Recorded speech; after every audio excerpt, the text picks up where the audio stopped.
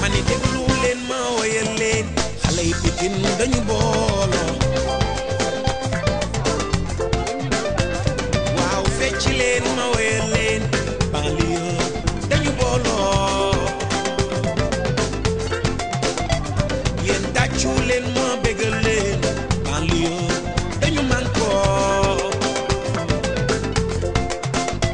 ni ginnaaw raay jaaro yi yëmbal yéen lay bégee man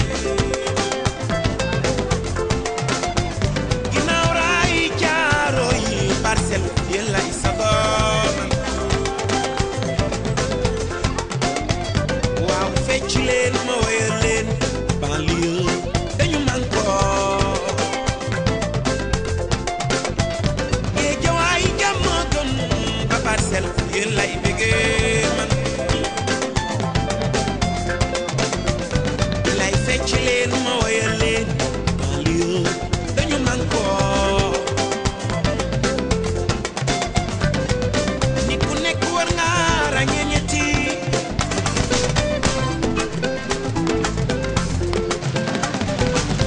li nga bokk ak li nga moomee ak li nga boole.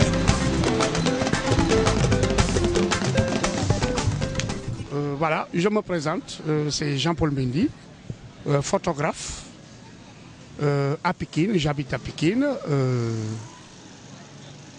Depuis 1976, je suis à Pikine. Ouais, je suis à Pikine, dans la banlieue dakaroise. Voilà, et pourquoi vous avez choisi de faire le métier de photographe? Bon, enfin, comme on dit, quand on n'a pas ce que l'on veut, on se contente de ce que l'on a. Je pouvais faire autre chose. Bon, mais manque de travail, les gens n'ont pas de possibilité, quoi. Donc on est obligé de faire, autre chose, quoi, pour pouvoir survivre. Est-ce qu'on gagne bien avec ce travail? Bon, enfin, ce n'est pas un travail tellement qui, vous savez, hein, en photo, hein, surtout actuellement avec le numérique et tout ça, hein, ça pose problème. Mais on s'accroche un tout petit peu pour pouvoir gagner sa vie. Mais pas tellement, quoi. C'est pas ce que l'on souhaite.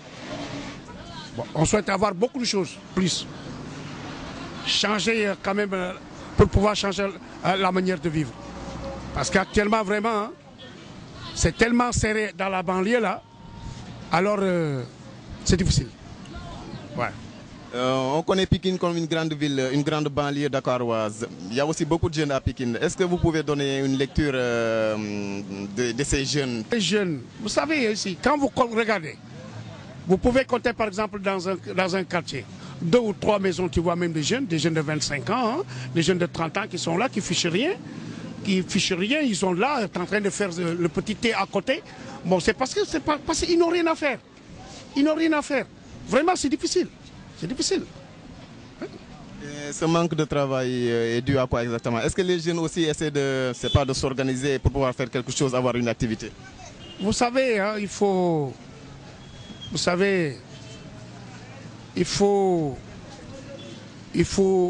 qu'il y ait par exemple un programme.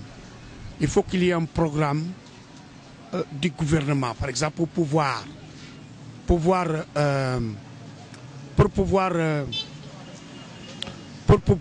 donner un message pour que les jeunes comprennent ce qu'ils doivent faire. Les jeunes veulent travailler, mais quelquefois, il y a des gens qui n'ont pas de métier. Ils n'ont pas de formation. Il faut qu'il y ait, par exemple, un programme de formation. Former les jeunes. Bon, quand, par exemple, il y a des gens qui sont là, qui savent faire quelque chose, mais ils n'ont pas où aller. C'est pourquoi, vous voyez, c'est tellement ils sont obligés de prendre des pirogues pour pouvoir rejoindre en Europe, au moins pour changer leur vie. C'est tellement difficile. Voilà. Et au niveau de Pikine, de la ville de Pikine, est-ce que, par exemple, la municipalité fait quelque chose? Donc les gens entendent milliards, mais quand? Milliards, c'est pas pour tout le monde. Milliards, c'est eux, peut-être. Mais dans la banlieue, mais regardez. Qu'est-ce qui a changé ici? Depuis que vous n'êtes pas là. Qu'est-ce qui a changé? Il n'y a rien. Tu vas dans une famille, tu vois, par exemple, une seule personne qui travaille pour nourrir 15 personnes. Mais nous sommes en Afrique. L'Afrique, c'est comme ça. L'Afrique, c'est la grande famille. Vous connaissez. Il faut que ça change. Créer des centres de formation pour former les jeunes. Parce que tu vois par exemple quelqu'un qui est bachelier, mais il n'a pas de formation. Mais à part le bac, il fait quoi? Il fait rien. C'est parce qu'il n'a pas les outils de travail. Il ne peut pas faire quelque chose à la main. Parce qu'il n'a pas été formé. Tu es là, on te donne des leçons, tu apprends, tu fais les mathématiques et machin. Mais finalement quoi? Mais il n'y a rien. Il faut une formation. Il faut une formation pour former les jeunes. Il faut des centres de formation professionnelle. Former les jeunes pour pouvoir créer du travail. Sinon, ça ne marche pas. Voilà, est-ce que vous avez un appel à lancer aux immigrés de langue française qui nous regardent actuellement? Bien sûr. Bon, les gens qui parlent français, nous demandons qu'on parle un coup de pouce. S'il y a par exemple les gens qui sont là, qui m'écoutent, qui peuvent quand même nous aider, donc il n'y a pas de problème. Nous, on est là, quoi. Donc nous voulons quand même des gens qui sont là, les gens, c'est-à-dire que les gens qui ont les moyens quand même de nous aider et qui veulent nous aider, il n'y a pas de problème. Nous, on accepte. Hein. Oui, nous voulons, on peut par exemple se former un GIE pour quand même avoir un financement, pour pouvoir quand même ouvrir quelque chose et travailler. Et tout. Nous voulons faire ça. Voilà, je vous remercie, monsieur. Merci. mbokk mi nan nga ok mbokk mi est-ce que mën nga ñu wax sa tur ak sa sant. waaw asalaamaaleykum Cheikh Fall laa tudd maa ngi dëkk Pikine man photographe caméraman la waaw maanaam li nga xamante ne nii li nga may laaj nii maanaam ci wàllu gox bi nga xamante ne fi la nekk muy banlieue bi di Pikine vraiment li fi doxul bëri na trop quoi parce que gis nga actuellement. Bon buñ la koy woon ci écran yi gis nga rii ni mel actuellement gis nga nit ñi taxawaaloo grand place yi foo dem fekk gaa yaa ngi toog ci ban jaaxle yi dara amul ñoo ngi dund lu metti luyaas bi seer na dund bi seer na lépp seer na kenn amul fenn foo jëm te mënuñoo sàcc it waaw dañuy góorgóorlu di xoslu rek loolu daal am na ci dëkk bi ak lan pour l'instant. dëgg la jeunes yi am nañu problème pour liggéey mais fii en général est-ce que jeunes yi nañu organiser wu pour jéem di def dara. waaw quelquefois dina am ay GIE yooyu gis bon gars yi organisé wu def benn affaire mais léeg-léeg mu dox léeg-léeg yi tamit dañuy dem ba ci biir am ci ay difficulté quoi waaw dem na ba ci gis nga li nga xamante ni moom nga gis ni problème photo bi nga xamante ni ci la ñuy yëngu am li tubaab bi wax union c'est la force bu ñu booloo woon nekk benn dañuy am li ñu bëgg mais entente bi moo xaw a jafe quoi waaw da ngay kii gars yi toujours di leen mobiliser man miy wax ak yow responsable départemental la ci programme photo bi quoi mais léeg-léeg gars yi nga jëmale leen fii ñu nangu ko léeg-léeg nga jëmale leen fee duñ ko nangu waaw yëpp malentendu la rek waaw presque fi mu nekk ni liggéey bi doxagul parce que gis nga amateurs yi ñoo fi bari ab kër goo dem am na appareil numérique bu ndaw métier photo bi doxatul fi mu nekk daal góorgóorloo fi nekk rek ak di xoslu quoi mais dëkk bi daal fi mu ne la fi dox bariwul quoi dafa paralysé complètement waaw fii ci Pikine est-ce que par exemple municipalité bi maanaam commune bi est-ce que dina jéem di def ay jéego pour jàppale jeunes yi. waaw am na ñu muy jàppale mais am na ñu dul jàppale quoi waaw su fekkente ni politicien nga dañ lay jàppale mais boo du politicien duñ la jàppale loolu am ci dëkk bi foog ñu lay exploiter ci côté boo nangoo ñu jàppale la boo nangul duñ la jàppale affaire bi loolu la. ban message ngay lancé suñu mbokk yi nekk Brescia te ñu seetaan. waaw ñoom tamit bon ñu jéem a góorgóorlu rek fi ñu nekk. jéem a jàpp rek pour mu dëgër quoi jéem a am Jolof moom métti na actuellement quoi fii moom yëf yi tar na lool xaw ma nag foofu quoi parce que man dem ma foofu xaw ma la fa nekk mais dégg naa ñi may déggee nee nañ métti na waaye xam naa ni fii mooy gën a métti quoi waaw. mais xam naa ni fii tam ci réew mi képp koo xamante ne am nga fi tuuti argent di nga mën a investir ci dara nga liggéey quoi mais nag argent boobu pour nga investir ci dara liggéey loolu moo jafe waaw. kon mbokk mi ñoo ngi lay sant di la gërëm. ok merci beaucoup. soxna si est-ce que mu ñu wax sa tur ak sa sant. waaw man maa ngi tudd Fatmata Ndaw dëkk fii Pikine Jidda Thiaroye Kaw waaw foofu laa dëkk. ñaataat nga dëkk fii ci Pikine. fii yàgg naa fi laa juddoo waaw gis nañ ne Pikine dëkk bu mag la waaye tamit am nañu ay jafe-jafe ci problème liggéey surtout ci jeunes yi lan moo ci sa xalaat. waaw am na problème liggéey moom wax man fu ne def naa fa demande ut liggéey ba sonn mënu maa fexe ba am. waaw métti na trop dëkk bi moom métti na trop dara yomb fi instant bi yow da nga am formation boo def am déet. non defuma formation mais am na fa liggéey yoo xam ne xam nga jarul formation mais lépp moo dëgër. par exemple fii jeunes yi est-ce que ñoom tam ñoo ngi góorgóorlu di jéem a organiser wu pour ñàkkum liggéey boobu mën a dañ fii ci dëkk bi. waaw ñu ngi jéem a def mais dañoo amul ay moyens am ñu leen jàppale xam nga suñu amoon moyen sax mu jéem a baax mais amuñu moyen ñu leen jàppale waaw loolu moo. est-ce que fii par exemple commune bi dina leen faral di dimbale pour liggéey mën a am ci surtout ci ndaw ñi ci waxambaane yi. commune bi am nañu dañuy wax naan la indil lii ñu lekk ñu laaj la ne la dina la jéem a dimbale mais ngay patienter di xaar mais doo gis dara waaw. est-ce que am nga yaakaar ne ëllëg di nga mën a trouver liggéey. ah. est-ce que am nga yaakaar ne ëllëg di nga mën a trouver liggéey. mais bu ñu jàppalee yombalal affaire yi liggéey dina mën a am de affaire bi ñoo ko mën a yaatal yombalal nit ñi daal xam nga ñoo mën a jàppale nit ñi waaw. ban appel ngay lancé suñu mbokk téléspectateurs yi ñuy seetaan nekk ci Brescia. xanaa ñu jéem ñee jàppale rek waaw jéem a yaatal affaire yi jeunes yi mën a am liggéey waaw fi mel ni sama genre yi dañoo liggéey ba sonn waaw bu ñu trouvé liggéey nag dina leen mën a arrangé waaw parce que ñu dañoo yor suñu doom amuñu liggéey loolu la war a xam affaire frais jàng yi affaire yooyu yëpp xam nga loolu dafa xaw a métti na trop bu ñu jàppalee nag dinañ sant dina baax trop. voilà maa ngi lay sant di la. ok merci ciao. voilà man maa ngi tudd Mamadou Lamine Gueye bon aka Alliance Master Nomila c'est-à-dire ñu gën ma xamee ci Master Nomila artiste rappeur maa ngi dëkk fii ci banlieue bi ñu gën ko xamee ci Pikine bon commune Djiddah Thiaroye Kaw. voilà bon def naa lu bari nag parce que depuis 2008 laa génne sama premier CD maintenant maa ngi préparé deuxième CD bi dina génn xam naa dans 2 ou 3 mois voilà quoi. voilà est-ce que rap bi actuellement moo ngi dox au Sénégal bu baax a baax a baax. waaw mi ngi dox parce que gars yu bari dañ yaakaar ne instant bii nii rap bi dafa xaw a down rap bi doxatul mbalax mi nii mais rap bi tey la gën a dox. parce que boo xoolee jusqu'à maintenant rappeurs yi li ñuy bouger par exemple festival yi en Europe les rappeurs. boo fa demee tey festival yu mag a mag par exemple man def naa festival yu bari en Europe mais gisuma fa sax mbalax maan yi ma fay gis Youssou Ndour la parfois Baaba Maal parfois Ismaël Lo la Basta. bëri na ñoo leen jéggi fii yenn festival yi foofu yi rappeurs yi fii di jouer duñ fa jouer donc kon gars yi loolu ay détails la rek yu gars yi di wax fii quoi man pour man rap bi tey la gën a dox parce que tey lañ ko gën a reconnaître à l'étranger. mën nga ñu fàttaliku ñaata production nga def nga ne. bon benn production laa def mi ngi génn 2008 parce que dafa génn cassette ak CD mais maa ngi waaj deuxième CD bi xam naa peut-être dans 2 ou 3 mois dina génn incha allah sera bientôt incha allah voilà. dama dégg sànq ci waxtaan bi nga ne def nga ay festival Europe ak yu demee noonu nan nga gisee musique africaine en général foofu ci Europe est-ce que moo ngi percé wala percé wul. non mi ngi percé quoi parce que li tax ma ni la mi ngi percé parce que boo xoolee su ma nee mi ngi percé dama wax Afrique en général Afrique d'une manière générale laa wax c'est-à-dire bu nga xool comme ay Congo Brazzaville ay sud-africains yi nigériens yi et cetera même les Sénégalais mais ñun suñu problème mooy même artiste bu ci génn di def mbalax fii il va falloir nga changer sa musique pour mën a percer foofu parce que dafa bëri loo xamante ni mi ngi ci musique sénégalais bi gars yi accepté wuñ ko foofu.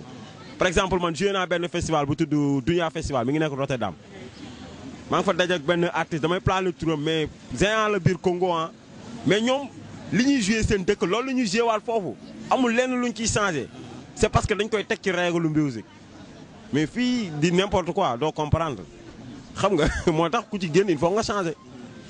moo tax ma ni la rab bi tey la gën a dox parce que rab boobu ñuy sànni xeer rab boobu noonu mooy liy mooy liy jaay Sénégal à l'étranger fi mu nekk nii fii rappeurs sénégalais di taxaw non attends yenn gaaw bii da xaw ma lu ñuy def fii duñ fa taxaw il faut que gars yi tamit jéem a xool nu ñuy defaraatee affaire bi teg ko ci normes yi quoi parce que musique dafa am ay règles que ça soit rab ngay def looy def yaa xam donc loolu la quoi. voilà gis nañ ne aussi Pikine nga dëkk Pikine tamit bëri ay jafe-jafe surtout ci wàllu jeunes yi ñàkkub liggéey beeg yu demee noonu yéen en tant que rappeur est-ce que yéen a ngi ciy góorgóorlu ci seen textes yi ngeen di génnee ak yu demee noonu. waaw ñu ngi ciy góorgóorlu parce que bëri na jafe-jafe parce que boo xoolee man en 2008 man maa defoon film boobu les pieds dans l'eau man maa ko defoon man maa ko indi man maa joxe idée bi. parce que gars yi bi ñu may proposé film dañu ma proposé woon film ci man lañ bëggoon def film man sama live fi ma jaar li ma def xam nga dañ ma léegi moo ma ko proposé woon mi ngi liggéey ak Youssou Ndour ñoom ñoo ma ko proposé man leen non pourquoi pas ñu changer ko ñu def ko les pieds dans l'eau mu ne mais Nomila loolu dina compliqué ma ne ko non du compliqué ci kaw boo ma dégloo après ci lañ ànd dugg ci biir ndox mi parce que mën naa ko proposé loolu maa ne ko da ngay ñëw ñu wàcc ci terrain bi dugg ci biir xam nga zone yi nga xamante ni dañu inondé mu ne ma bu ñu fa duggee nag ma ne ko nga déglu ma ci lañ ñu dugg fii dem nañ Baxdaad dem nañ Gunaas dem nañ Gannaaw Raay et cetera tourné ko film bi génn def bëm parce que gars yi yaakaaruñu woon lool parce que su may daal laa su ma di xuus ci biir ndox mi et puis dugg ci biir côté yoo xamante ne nii da nga leen di laaj ndax bi problème bi amee autorité am ñëw la fi ñu ne la xanaa yow. te gars yi à chaque fois ñu ngi génn di dem à l'étranger di wax ni wéy dañu soxla ay fonds pour solution pour wut ay solution ci inondation yi. voilà ngay comprendre ni kon ñaata xaalis ñoo dugg tey ci inondation yi xaalis yooyu dugg ci inondation yi fan la dugg kenn xamul. xam ndax yaa ngi comprendre li ma bëgg a wax c'est-à-dire gars yi maanaam tey inondation bi maanaam outil de xaw ma des fonds lañ ko def finalement bëgguñu mu jeex. à chaque fois ñu ngi naan mbënd mi ñaata xaalis la internationaux di dugal ci mbënd mi jusqu'à maintenant tey la fii gën a inondé tey la problème yi gën a am man nag fi na woo bi ma koy def dama ko doon def en tant que acteur. voilà en tant que koo xamante ni nii dëkkuma ci ndox mi mais dama ñi ma dëkkal ñi ngi ci biir ndox mi donc kon man maa ngi ci biir ndox mi te man sama rôle mooy exposé. kon bu waa gox bi amee problème dama koy exposé xool ñi mën a faj ndax dinañ faj mais jusqu'à maintenant mooy loolu. ci côté ñàkkum liggéey bi lan moo si say gis-gis fii ci banlieue bi gis nañ ne jeunes yu bëri tamit amuñu liggéey ak yu demee noonu. waaw mais loolu boo xoolee au fait c'est-à-dire système bi la rek man mooy li may wax c'est-à-dire système bi la. système bi la moom laay wax démb rek am na benn réunion bu ma demoon assisté démb ma leen ko wax man leen il est grand temps que ngeen jël seeni responsabilité c'est-à-dire ñu ñoo tay ci à chaque fois gars yi bu élection jotee ñu ñëw di leen gëmloo yoo xamante ni tegul fenn ngeen koy gëm te mu yéen mënoo leen comprendre ne gars yi dañuy ay escalier lañ leen di def rek pour di atteindre seen objectif fii politique développement amu fi politicien moo fi am. parce que man li ma gis fii ak li may gis Europe bokkul.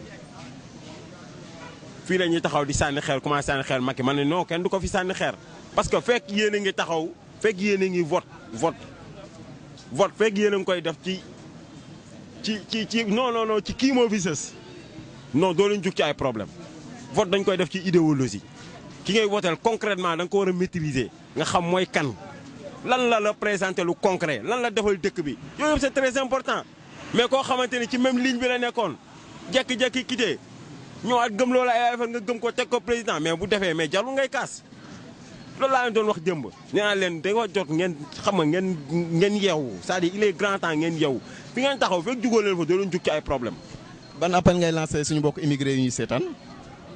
waaw li ma leen di si dama leen di man moom li ma leen di li may wax immigré rek man moom laa leen di wax ku ma ci dajal foofu mooy que ni xam nga man parfois su may wax gars yi dañu naan dama xaw sax racisme mais du raciste quoi que ni maanaam tey fi ñu nekk foofu mu neex mu metti ak nu mu mënti demee c'est-à-dire bu mu tax ñu perte repère quoi. soit ñi nekk ci bànneex ak ñi nekk ci mbégte dama wax ci manière générale parce que mooy li may wax maa ngi koy wax maa ngi naan white people they don't have rhythm c'est-à-dire ñoom amuñu repère quoi amuñu repère moo tax ñu nekk ci yenn affaires yi ngay gis ñu koy def yii yëpp c'est parce que amuñu manque de repère la amuñu ay référence léegi nag yow boo leen toppee ñoom dañu lay jéem a dugal ci seen loo boobu te loo boobu noonu yow arrangé wu la parce que yow da nga am repère parce que boo xoolee moom laay wax nee naa l'Europe c'est pas construit pour un Africain comme que noonu la demee ñun dañ fa dem pour dafa am loo xamante ni moo tax ñu dem donc loolu tax ñu dem buñ ko fàttee fi ñu jógee aussi buñ ko fàttee. voilà ñoo ngi lay sant di la gërëm est-ce que mu ñu fàttaliku sa tur ak sa sant. waaw Mamadou Lamine Gueye a.k.a. Master Nomila artiste rappeur du groupe Bad Boy Family voilà. ñoo ngi lay gërëm di la sant. ok ciao. C'est bon.